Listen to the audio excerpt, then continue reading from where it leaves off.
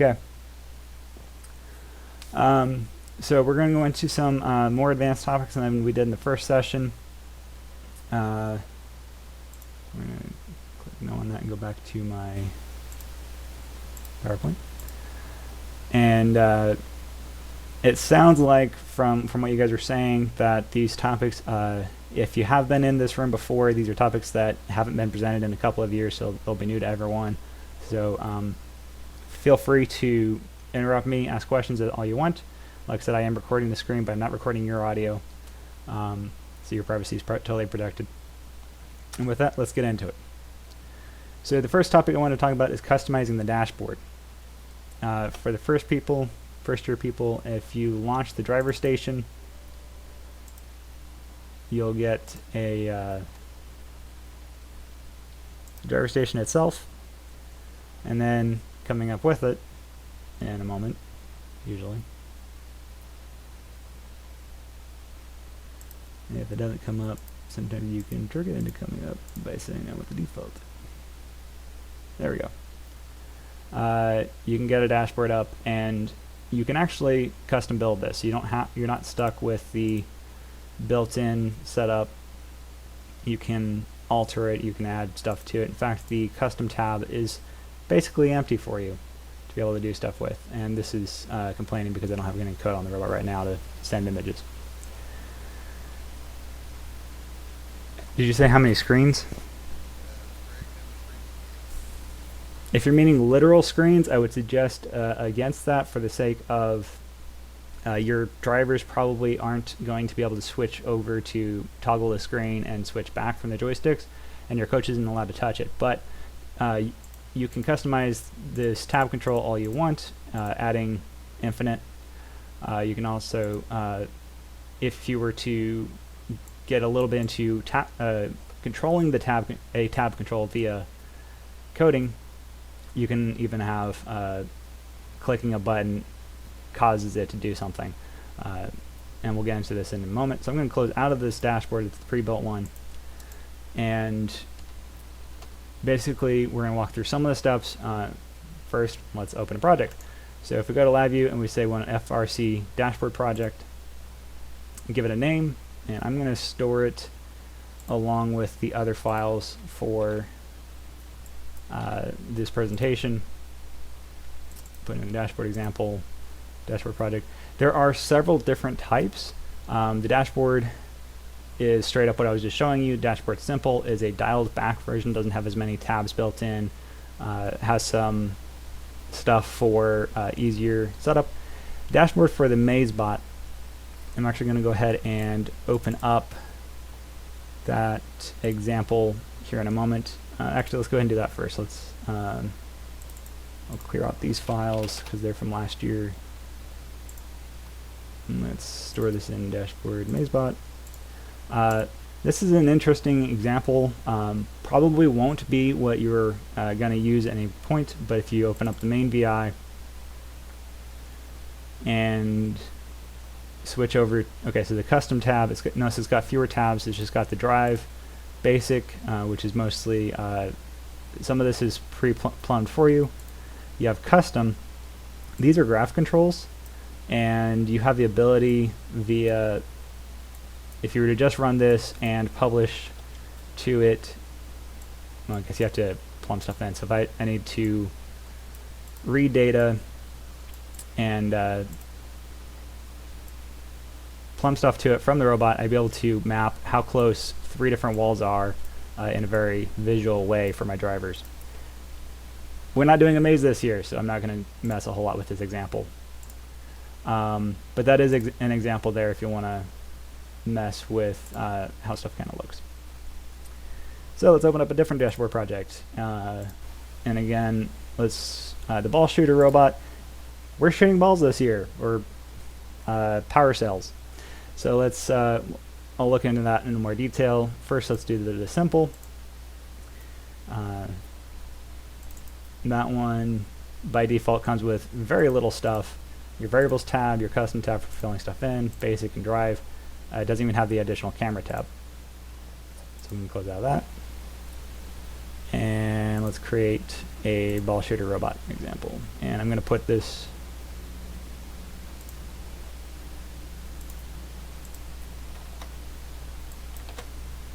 where I can publish it.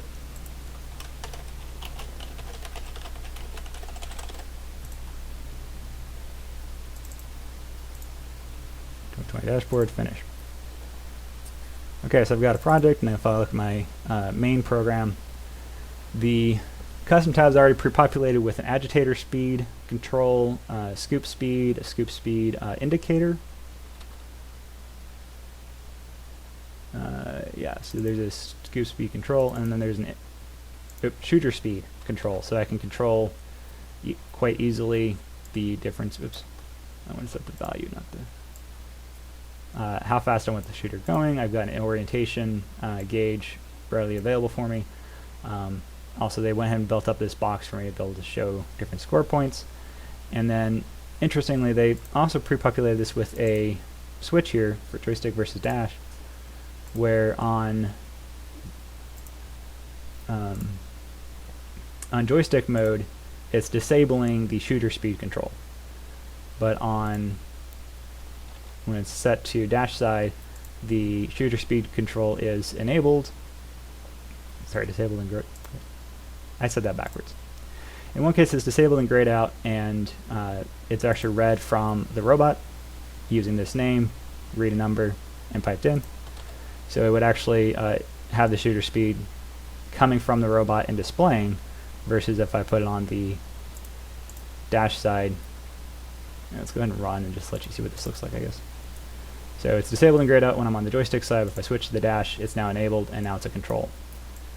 So I can manipulate it. On the joystick side, it's reading it and it's setting it, and it's currently setting to 0 because I don't have any robot communication to set it to anything but the default. One thing to keep in mind when you're messing with a custom dashboard, when I go into VI mode, the control bar goes away. So I always want to make sure I have the block diagram available so I can stop out my code without having to exit. If you don't have that, and there's pretty much no way to get out of it, that's fine. You can exit. In fact, if you were to exit here, it's even going to give you the opportunity to save it. I'm just going to cancel because I do have the ability to stop. Okay. So we got a wrong project. I want this one. Wrong button. Okay. So once I've got a project open, I want to be able to send data to the robot. We're going to use the Smart Dashboard VIs, and we have to use named case-sensitive values because these are string-based and going into a table. So by default, when the shooter switch is on the dash side, the shooter speed control is enabled, and that's actually coming in over here. I want to send that to my robot. So I'm going to use under WPI Robotics Library, driver station, dashboard. I'm going to write a value, and I'm going to have to specify that I am writing a number. And I have the ability to write a numeric array, but I only want to write a single number in this case. I just want to write the value that I want it to be, and I need to give it a name. So I might give it shooter speed. I like to use camel cases without spaces because they're a little easier to see. And so with that, go and save that. I'm going to also open up a file, new project. I'm going to open up a RoboReal project and have it read the shooter speed, and I'm just going to display it in my teleop. And again, let's put it under workshop files, 2020.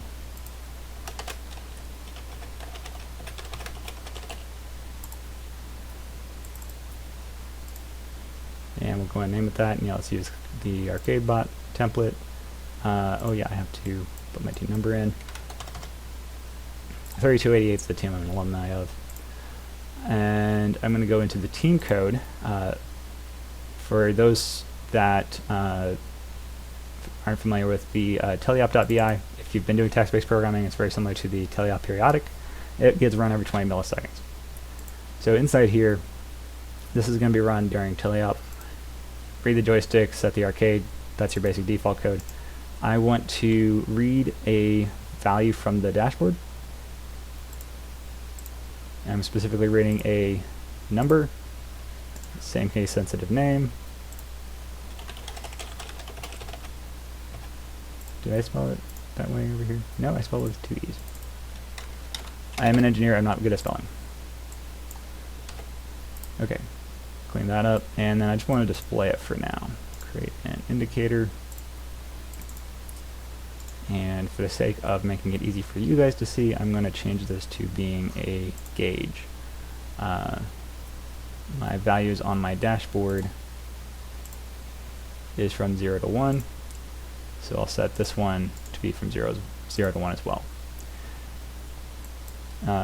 Motor speeds in this framework are 0 to 1, so this works perfectly. It would go into the shooter speed. Alright, so we're going to save that, go up to robot main. That's my dashboard. I want main. E.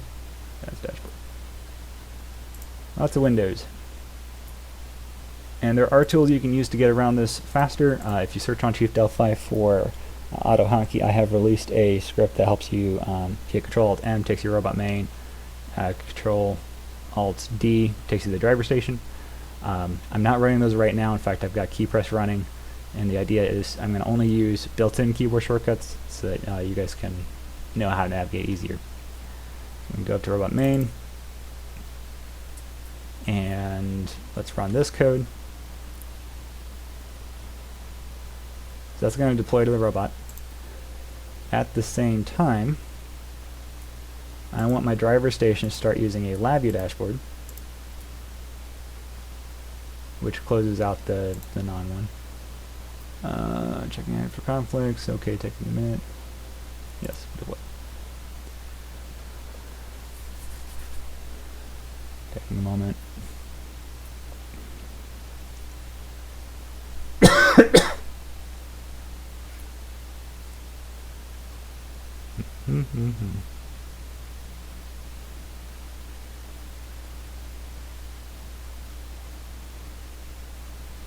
Okay. Yeah, we can close that. So robot main's running, and if I run my dashboard, I should be able to verify I've got communication by displaying one of the cameras I've got. Okay.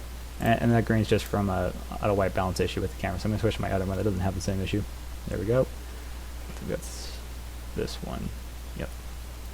Okay, so we've got a camera, so we've got communication. And I'm going to minimize that. Let's go to teleop. Notice it's reading 0, but if I move this up, still reading 0. We're reading 0. Okay, so this is going to be an example of debugging. So I am writing 1 in here. And if I go into teleop, I'm not executing. I'm not executing because I'm not enabled. I'm going to go to my driver station and enable teleop. Okay, now I'm executing and I'm getting a 1. Back to my dashboard. So I can adjust this down. And as I adjust it down, it goes down. So I'm able to send data from my dashboard, which is going to run on my driver station. I'm going to close out the probes. In fact, normally this would be maximized, not maximized. Let's do this. There we go. This will bring to my normal view, and I'm able to speed up and slow down. But what that actually means is happening right now. Instead of actually controlling the motor, it's adjusting this gauge. Go ahead and disable that. You can also send data. So you can send data to the robot, which is what I just did, but you can also send data from the robot. By default, this has a, I'm going to close context help, a orientation gauge here. I've got sun glare on my monitor, so I couldn't quite see it. And that's not populating because I don't currently have a gyro wired into it. So I'm going to stop. And let's see, it's here. So to read data from the robot, I'm just going to do it the exact opposite direction. I'm going to use the dashboard VIs. One thing you can do is you can pin out a palette, so just readily available. It's oftentimes handy. So I want to read a value. This time I want to read a new number, and it's named create. I must have missed constant gyro, and clean up this small section. There we go.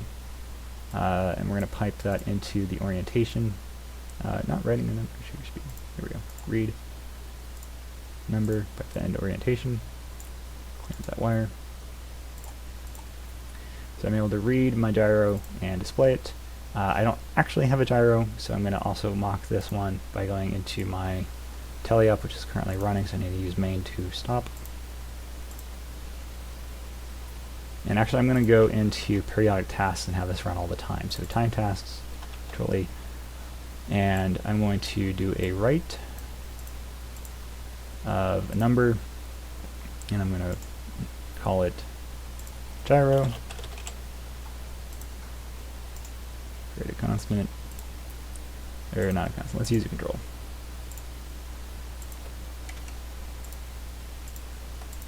And I'm going to change this to being a vertical slider. So I can go up to 360. Okay, so save that, and let's run from main. And the reason you have to run from main instead of the other VI is main handles all the extra communications to make this all work. So my dashboard, if I start running it, make sure I've got a block diagram handy. I've got 360 or 0 there, but if I switch to my periodic tasks and move this around, notice my arrow is now following me as I move it. Now I have 0 to 360 capped here. If you were to actually set this up, you might want to, in your dashboard code, a lot of the gyros are absolute, meaning they go beyond 360 and they go below 0. So you might want to implement a truncating such as to show the current coordinal position even though you're tracking absolute position. Does that make sense? Probably not. I'm going to stop this. Let's just create a new VI that's not going to run on the Rio, so it runs a little bit faster. That's the dashboard. I want here. If I have a gyro that gives me back 750, what position am I actually at? And I want to convert that to, instead of just saying 750, to say 30 degrees. I'm 30 degrees from 0. And I can do that pretty easily with the divide quotient. So if I take this and divide by 360, and then take the remainder and pipe that out, that gives me 30. So that's what I mean by you might want to do that on the dashboard, so that this gauge doesn't just pin at 360 when you go over that. I'm going to go to my block diagram and stop that. You asked how many screens. I can add more pages to this tab control. I can even adjust, the camera image and give myself some more space over here. And let's just do this in the background. I want to adjust the actual tab control. Be somewhat careful doing this when you do that and then you enable. Can't enable timing code. You might wind up with some weird sizing, so always make sure to test that. Say again?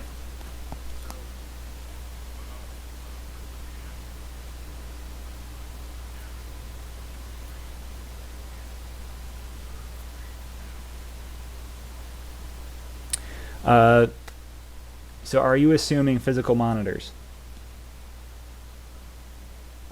Yes. In fact, the way I would probably do that is not using this example because it doesn't have the extra camera.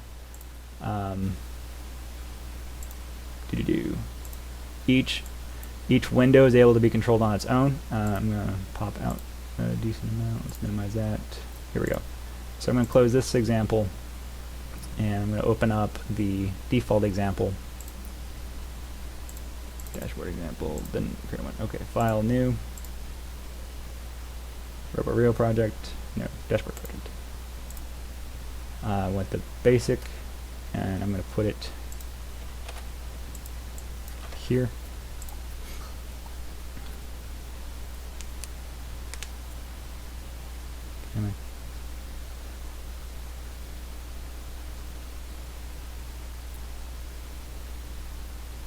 And it is like cloning a bunch of files out of the installed area and stuff, so it does take a minute. Okay, I'm going to also mostly close out my Telia project. Okay, so this main comes with 2 different cameras and the setup for that already. And I'm going to create a new VI, and I'm going to clone. Let me go to the block diagram. You are talking about mucking with a bunch of stuff that most people don't, but you can. Okay, so this is all of this is the second. I actually want to display this image on a different VI. So what I'm going to do is I'm going to create a indicator. That is not what I wanted. That's interesting.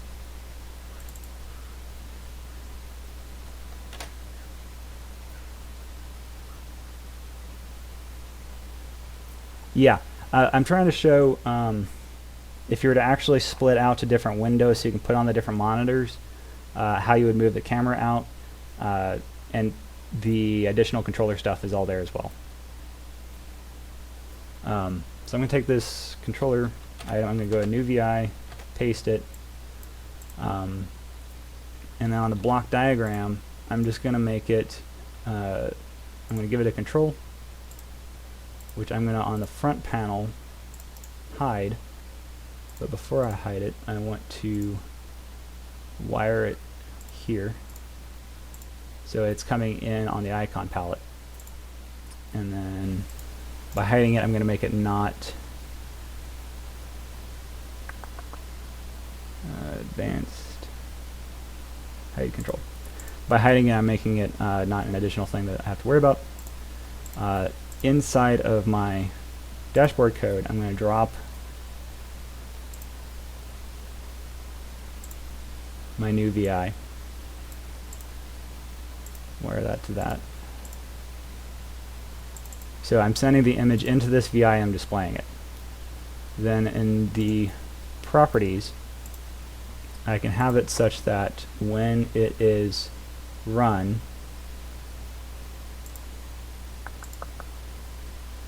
window appearance, that's not what I want. I have to remember where this is at.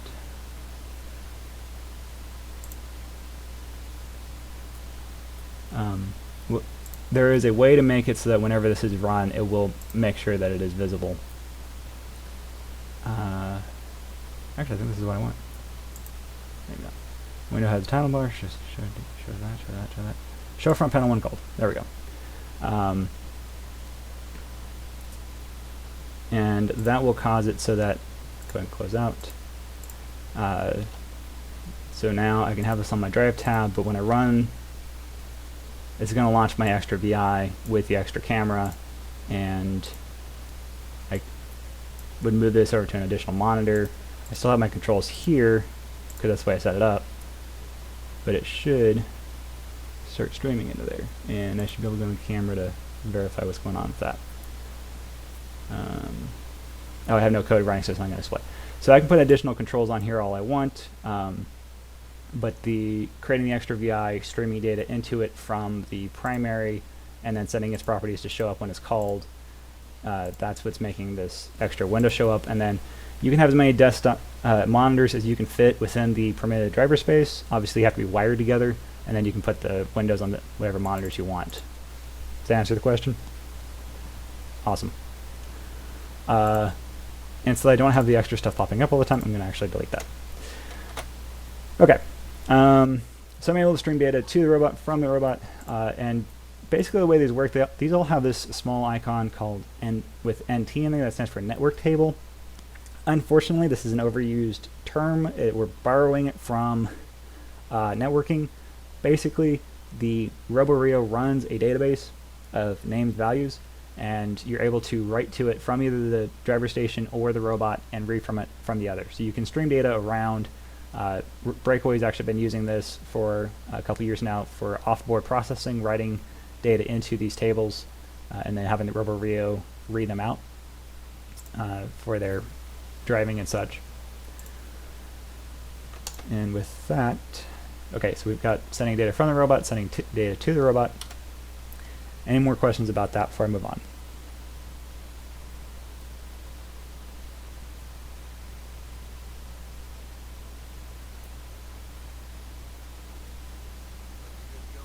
Alrighty. Next topic I wanted to touch on is what's called a functional global variable. Quick side note, if you go online to frclabtutorials.com, most of what I'm going to present here is done there in more detail, so I'm going to kind of do this quickly, but highlighting the advantages of it. The idea of this is I'm going to use a VI as a data store to be able to have code execute on my data. You might have something like this where you have a while loop. My data store is actually the shift registers. They're not only able to remember from loop to loop, but if I don't wire something into this, it will default to the default value of the data type the very first time it's run, and after that it will remember the last execution, even though this each time that VI is run.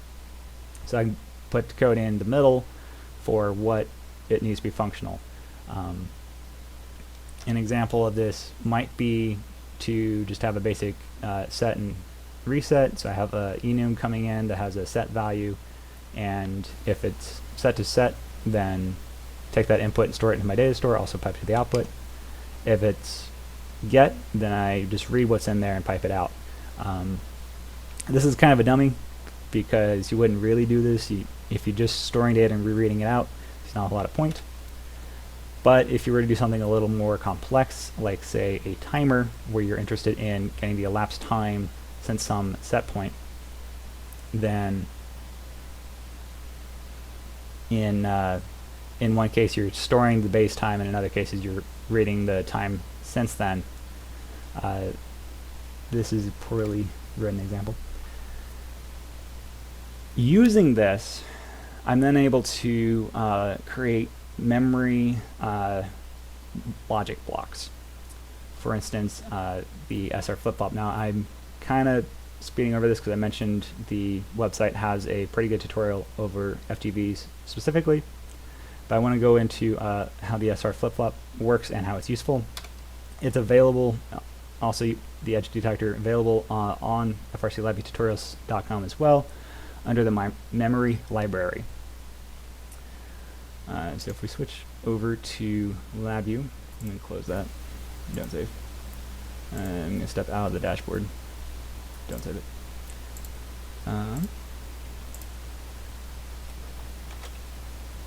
Close. I'm just going to get a blank VI that I'm going to run a little bit. And this is an example of something that I might do. Yeah, let's just do new VI. Cool. Now I have not installed the memory library yet, so I'll let you guys actually see me doing that. And it's because I'm actually I'm running with the 2020 code this year. That's something I haven't been able to do in the past. Let's go with memory library, scroll down, and I want the latest version, which is 1.2. Click this. It doesn't know how to handle that. Okay, VI package manager.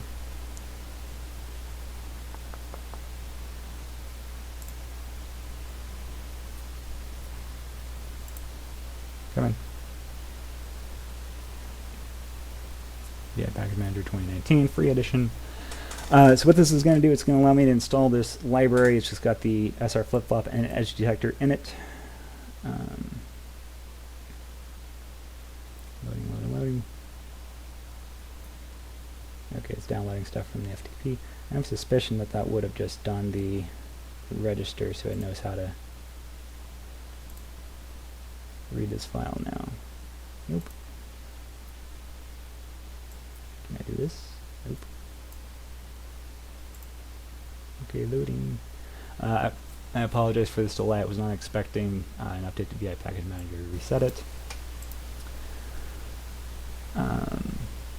The concept of the edge detector, if I have my joystick control and it's going along, and I'm going to create an array of booleans to demonstrate this. Array constant.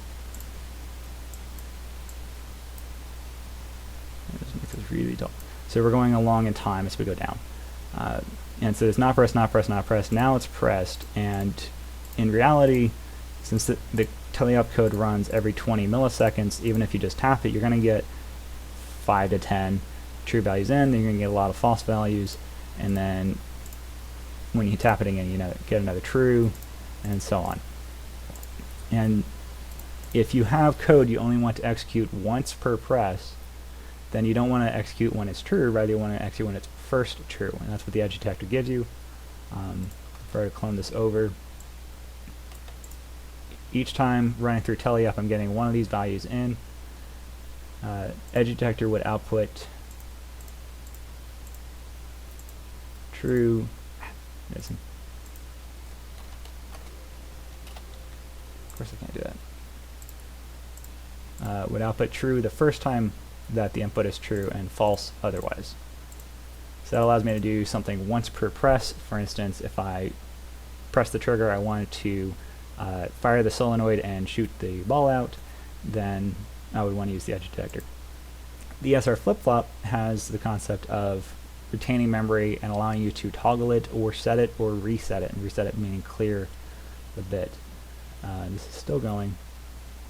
So if I actually pull up the truth table here, if the set and reset are both false, then it doesn't matter what the enable bit is, it will be the previous value, which defaults to false when you first boot up.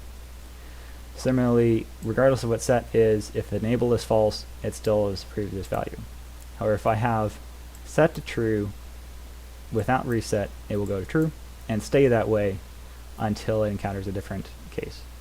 If set is false and reset is true, then it goes to false because reset told it to clear the bit.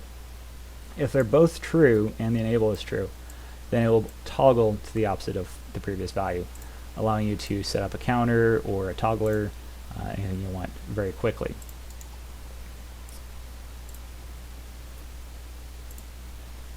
So is it going to be, oh, there we go. Okay, can I open?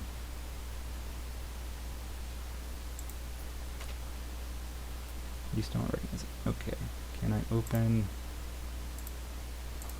the package file?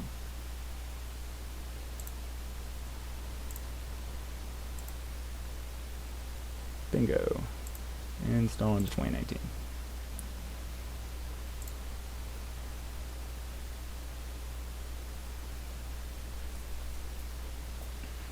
Yes. Go ahead and close it. Don't say that.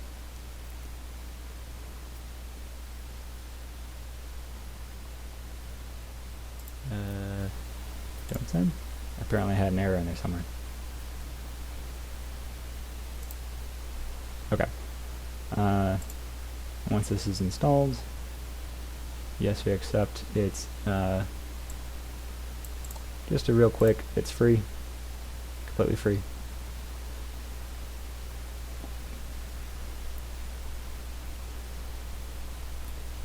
Do. Come on. Finish. Thank you. Okay, go to the blank VI. Now I have this memory library available. It's got the edge detector and the SR flip-flop. With the edge detector, I'm going to create an input. And we're going to pretend like this is a joystick button. And those are pressed while you're pressing them, and yep, switches one way, and then not when you're not. So I can press it, and then it clears when I let off. I'm also need to give it a mode. I care about rising edges in this case, and I want the output so I can see what this is doing. And then I'm going to put this in a while loop and slow it down by putting a timer on it, or rather a wait, so you guys can, we should be able to see what it's doing across the even across the stream, and create a stop control. Okay, so for running, the output is false, but when I first press the button, it comes on and then it turns off.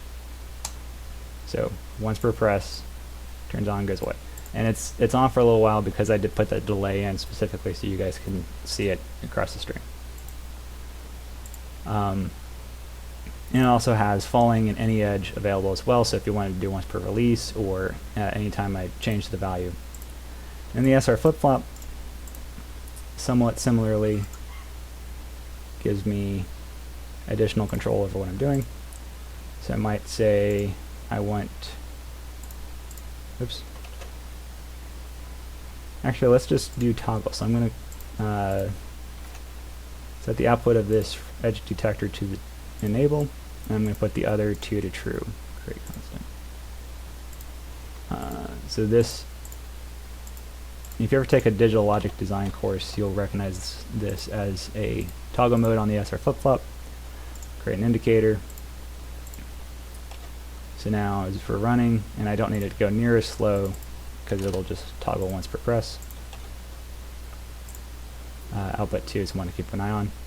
So I click the button and it switches when I press, not any additional time.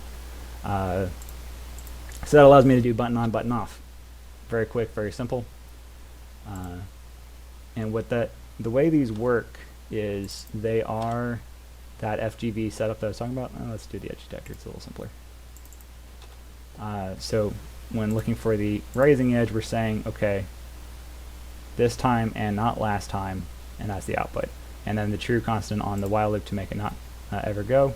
Uninitialized shift register. But if I, hopefully this works, context help, hover over it. Of course it doesn't. Okay.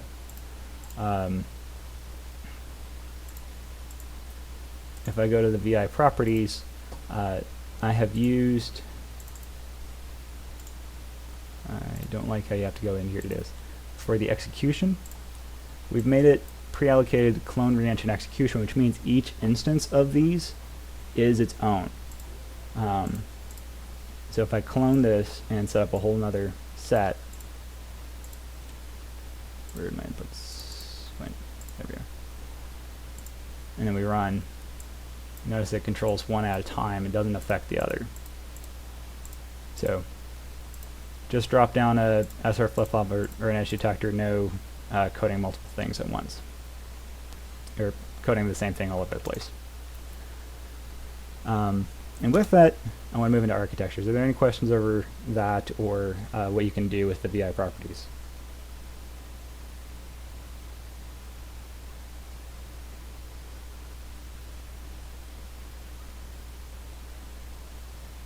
Alrighty.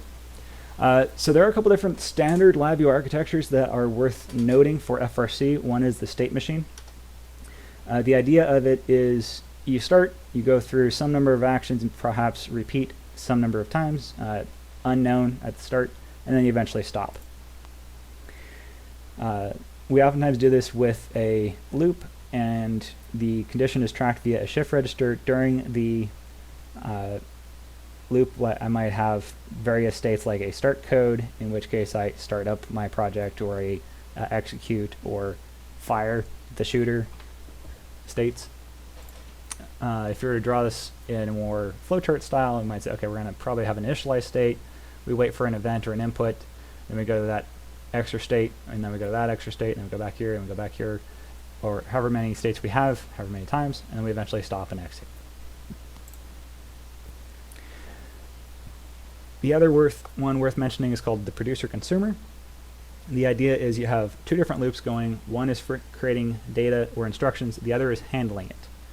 This is normally done with a queue for FRC, because you oftentimes don't care about handling every single value, rather handling the current value, because you have a remote controller, remote operator active. You care about the current value. You might use a global or a functional global variable.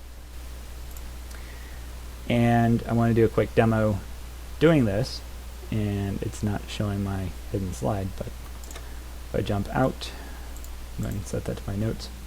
So I'm going to close out of this quickie. Don't need to save that, don't need to save that. And let's go into our demo robot project. What I'm going to do is I'm going to put in periodic tasks, a motor controller, which is my shooter wheel, and a solenoid to fire the power cell. We'll go and leave that alone. Every 10 milliseconds, if I were to, let's go and open up the motor. I am cheating here. You should normally do this in begin. However, for the sake of having the code easy to follow, I'm going to go ahead and put it here in periodic tasks. So I'm going to open up let's say we have a spark, and it's on PWM 0. And pipe that into here. I should bring my error wire just in case it didn't open correctly. And I also want a global variable so that I can actually keep track of stuff.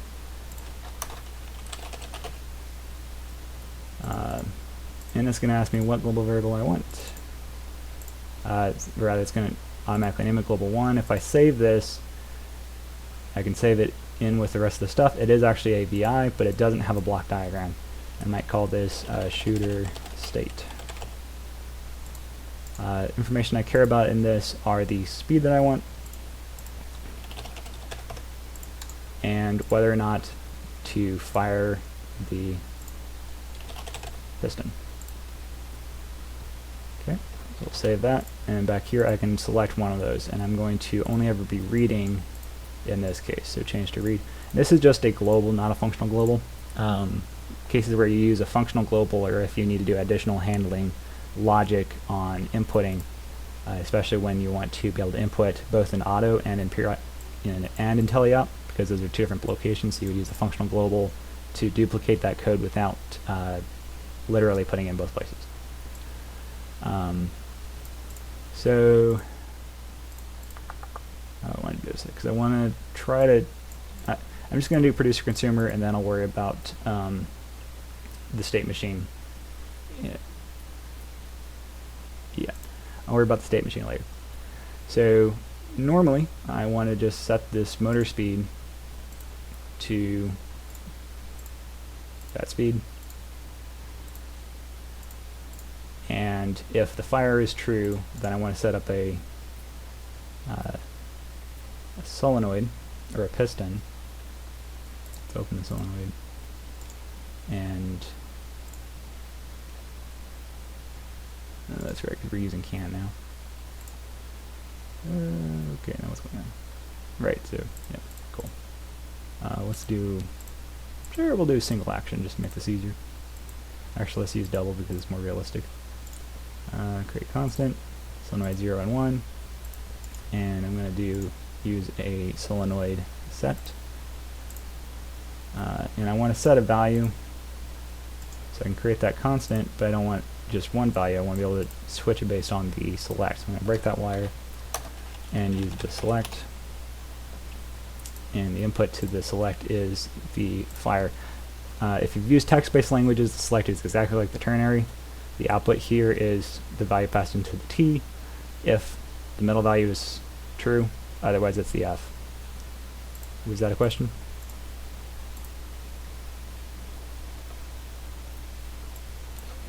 Alright, so if fire is true, I want it forward, otherwise I want it reverse. Idea being, when the fire value is true, kick a ball out.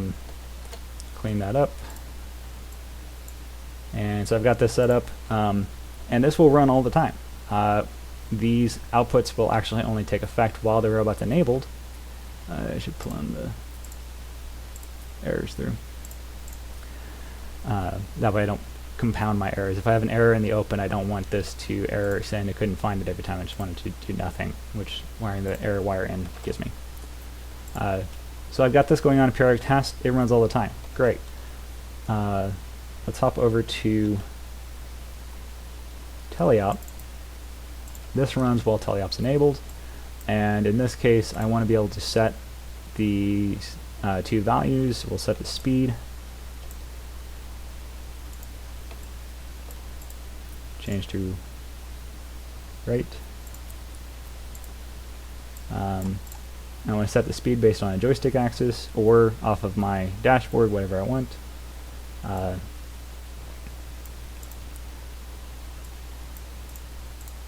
this is obviously kind of silly. In real life, you probably use a button to set it to about. Let's do that. I probably have plenty of time. So I'm going to take this button array, index it, and I only care about the first one, so I'm going to collapse it down.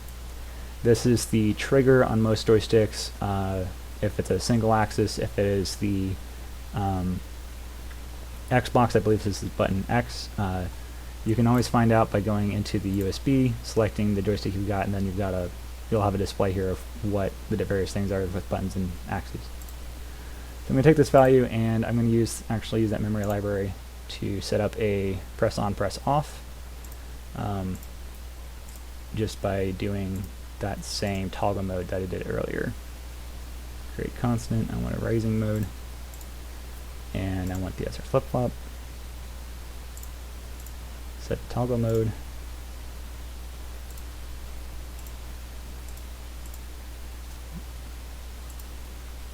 Come on. And the enable comes from the output. So when it is on, I want a speed, and then when it is off, I want a different speed. So I'll create constants. Let's say 0.8, because that's what I've tested and verified is the exact speed I want. And when it's off, I want it to be 0. Just shut the wheel off. And we wire that into the speed. Now you might be saying, why not put that code that's setting it over here in teleop? Well, the answer is, this only runs during teleop. And if I were to build it like this, then during autonomous, this code is also still running. And so now I can go over to robot main, or rather autonomous independent, go into it, and I have the ability to, inside autonomous, also set what I want the shooter to speed to be at this point. So 0 now, and missed. Flat sequences happen in order, so they're often useful in autonomous to set up an order of steps. So I'm going to put a delay in here for half a second, and then I want 500 because it's milliseconds. Add frame after, and here I set the speed to 0.5 because I'm actually a little bit closer to the wall, and then I wait a little bit, and then I tell the solenoid to fire, and that's my autonomous. Because I have reused my controller code, which is consuming these global variables to control my actuators. Does that make sense?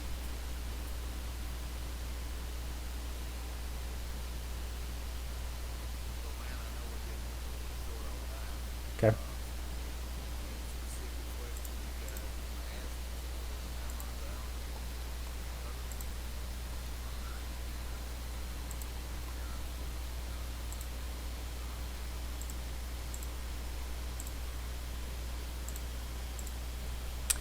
Okay. To that end, I can either go in, well, how it is. First thing I'll tell you is your default code. You have this concept of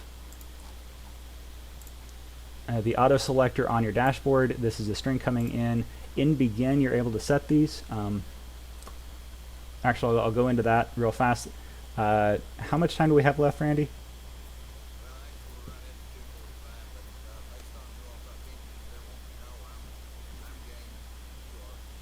How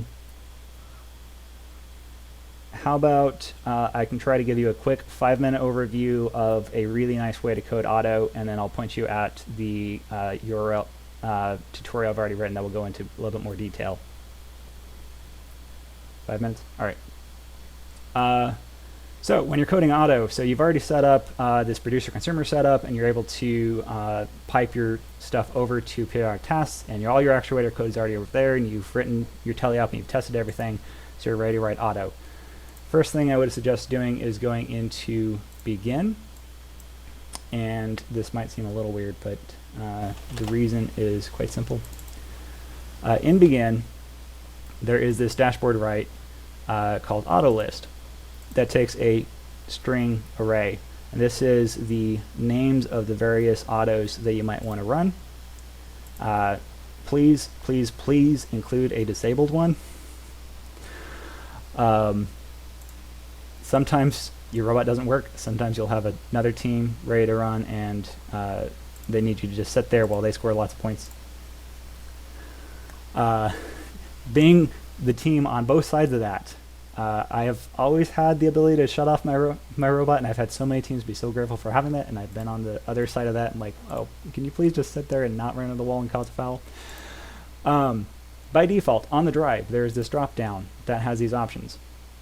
These options are populated from that right from your begin. They're strings. They're case sensitive. Yuck. I'm going to create an enum, which is a numeric type, and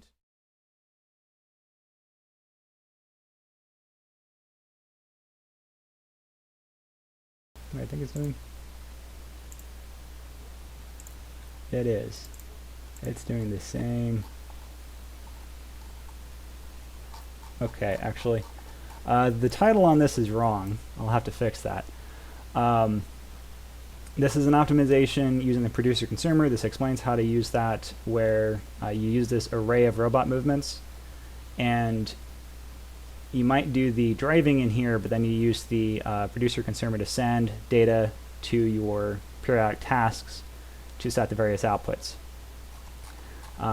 Also, if you wanted to do a file-based auto, if you go to optimizations, file-based autonomous, down through here I detail how to set up a LabVIEW based tooling where you can drop in a cluster that represents each move, and then you're able to use this editor where you say I want this set of moves going across the screen, and it will automatically use WinSCP behind the scenes to deploy that. So you might move 10 feet, turn 90 degrees, wait a second, and then with the arm open, and then do something, save and send to robot, and on the other end you're able to read that in and act on it. So that's detailed online as well. My apologies, I was trying to do the string thing because that's actually not in my not in that write-up. Maybe I should add it. It has to be a control. That's what I was missing. It has to be a control. It can't be a constant. I'll add it to my list to get a write-up on the string thing. Any other questions?